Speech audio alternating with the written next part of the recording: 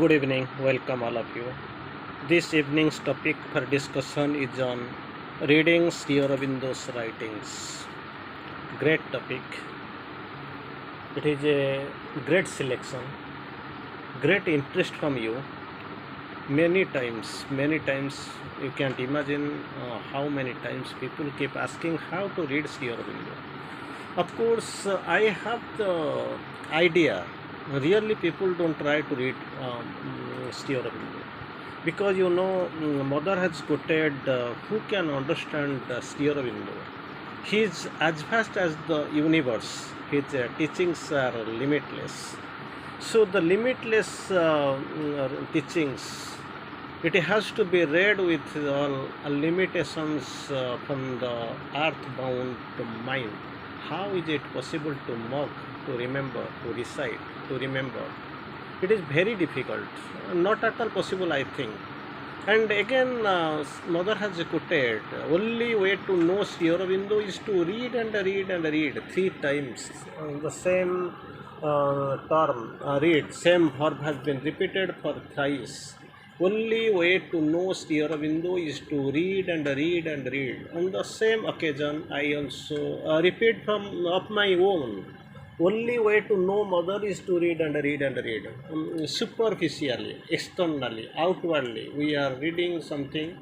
Maybe the translated literatures or somebody what he has understood and what he has written in his own copybook.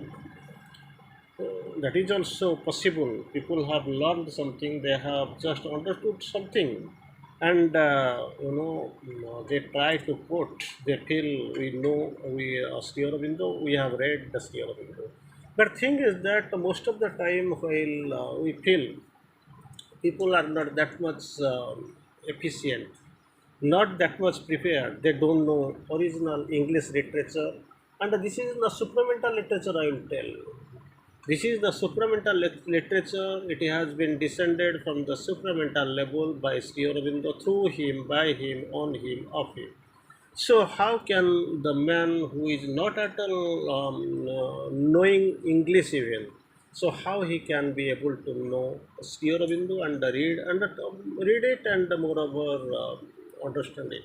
Very difficult. Still then we try to copy, imitate, and we discuss everything of our own, what really we have understood, not the thing what Sri Aurobindo has taught us, and what is the gist of the understanding, gist is what has been written by Sri Aurobindo. Anyway, we'll try to quote a few lines from mother's writing, how mother advises us to read Sri Aurobindo and Sri Aurobindo's writings. We'll try to quote few lines.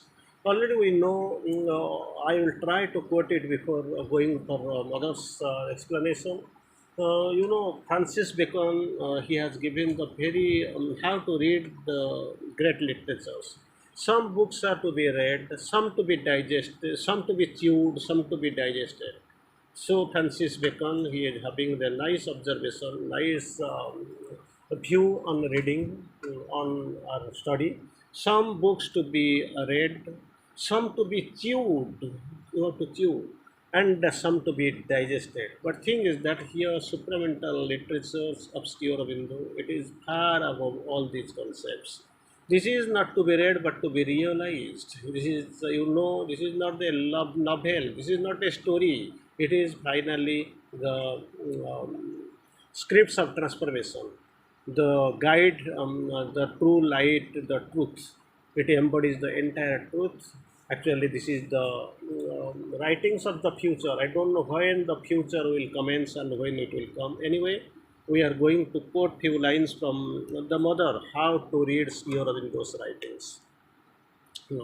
In a general and almost absolute way, if you truly wish to profit from these writings, if you want to profit from these writings as from all of Sri Aurobindo's writings, the best method in this, having gathered your consciousness and focused your attention on what you are reading.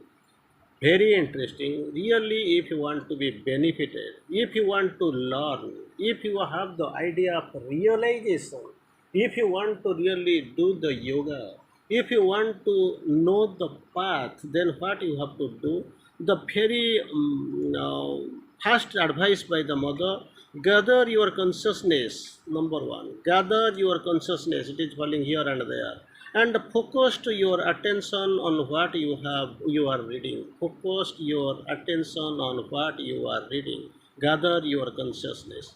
You must establish a minimum of mental tranquility. Very interesting how and when and which way we are going to read. You establish a minimum of mental tranquility. The best thing would be to obtain perfect silence. Very interesting. You imagine what sort of probe her mother is using.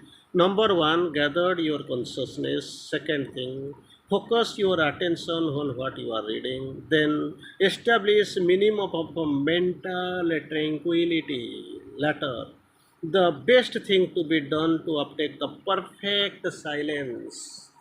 So ordinarily, haphazardly, you don't go through. You must have the perfect silence and achieve a study, a state of immobility of the mind, tranquility, immobility of mind, immobility of the brain. That is the most essential condition for reading Sri Aurobindo. Already Sri Aurobindo, I'll try to quote it again and again. If really you want to be benefited, if you want to be spiritualized, if you really need the guidance for the spiritual tradings, if you want to progress in this sadhana path of sadhana, definitely very beginning mother's course. First of all, you have to gather your consciousness. Second, focus your attention on whatever you are reading. Third, establish a minimum of mental mental tranquility. Against your mother course, the best thing would be to obtain perfect silence. Then and will and achieve a state of immobility of the mind, immobility of the brain, immobility of the mind, immobility of the brain. Entire thing must be concentrated, focused, silenced, and it must be attuned. That is what the very minimum requirement. Then mother quotes, I might say, so that the attention becomes all as still and immobile as a mirror. Very best comparison, the best, image mother has quoted.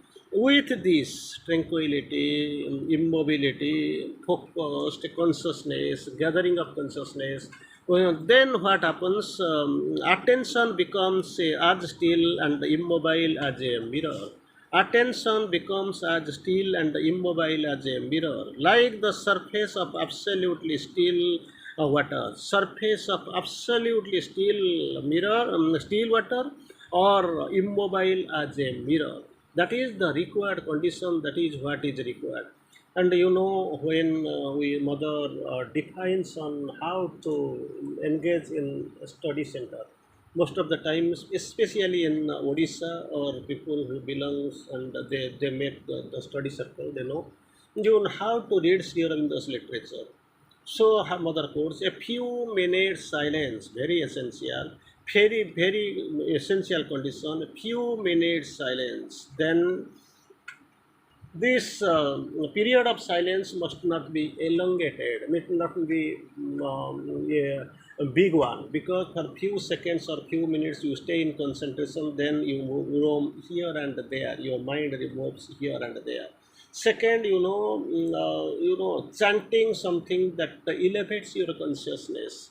Third, make ready, make prepared through the hymns, the stutras, and further read original Sri Aurobindo's and the mother's literature, the literature which they have originally written, not the translated version. Again, read as little as it is possible and try to don't focus or stress more upon understanding, because understanding Sri Aurobindo is not at all possible for the human mind. With the elevation of consciousness, with the evolution of consciousness, things gets enlarged in you, you become enlarged, then only you become prepared to know the things. Then what one has to read, passes through the surface and penetrates deep into the being. If this condition is achieved, there's no ask one question to somebody present among you, within you, who really knows, not more, not less. Be silent, be tranquil, be concentrated, be meditative. These are the conditions you must try. You must try to maintain before learning, before going to for study circle and understanding or reading Sri Aurobindo. First of all, you be prepared in your inner being, not in the outer part or in the superficially, but be prepared to read in, go penetrate deep within, be silent, be tranquil. That is the essential condition. Penetrate deep into the being where it is received with a minimum of distortion. Means it will penetrate without distortion, without even minimum of distortion. That is what distortion, that is what required. Because most of the thing we read but we don't know, even haphazardly we read, we don't take gather anything into ourselves, nothing penetrates us. We are simply things, we see things, we find things falling apart here and there. That is not the condition. So you must be prepared, you must be well alert before reading Sri Aurobindo. Afterwards, mother course, sometimes long afterwards, then hyphen mother course, long afterwards, it wells up again from the depths, because it has penetrated, gone into depths. After some time, long afterward, it actually emerges.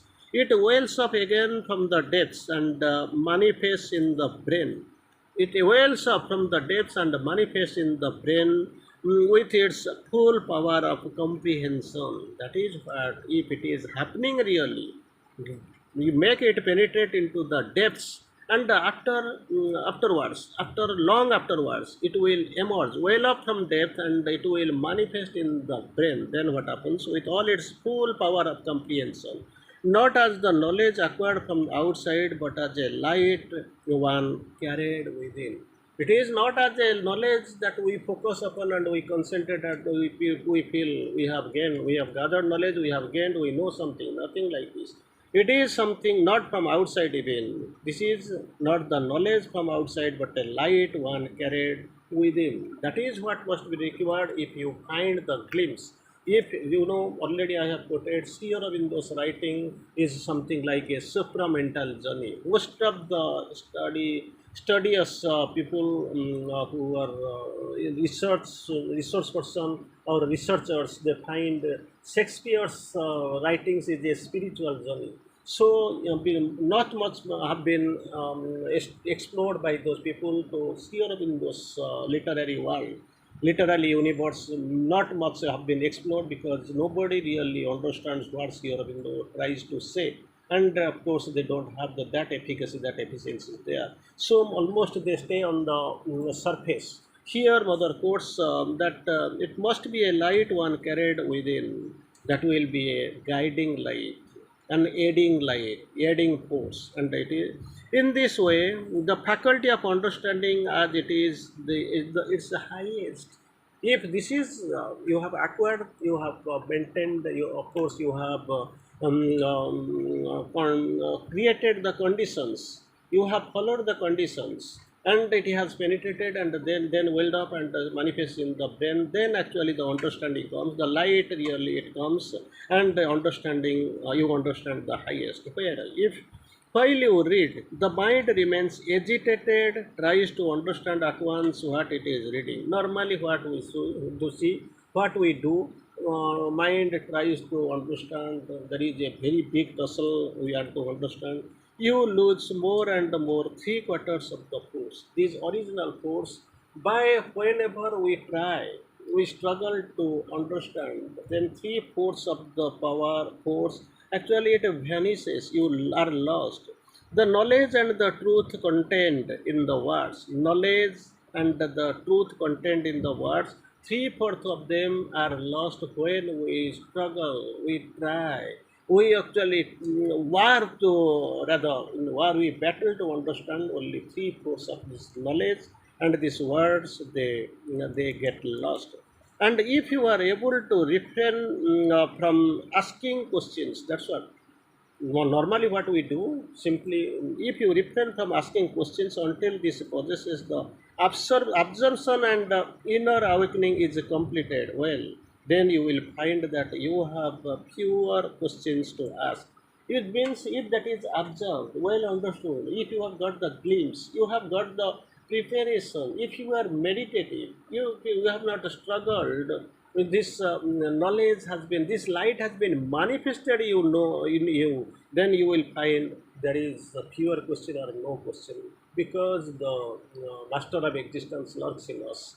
So he teaches, he tries to accomplish, he tries to guide. So, to ask because you will have a better understanding of what you have read. For that, actually, that the big preparation is essential. Preparation means that you are not going to struggle or even to fight a big war outside. But the thing is that you have to make yourself immobile.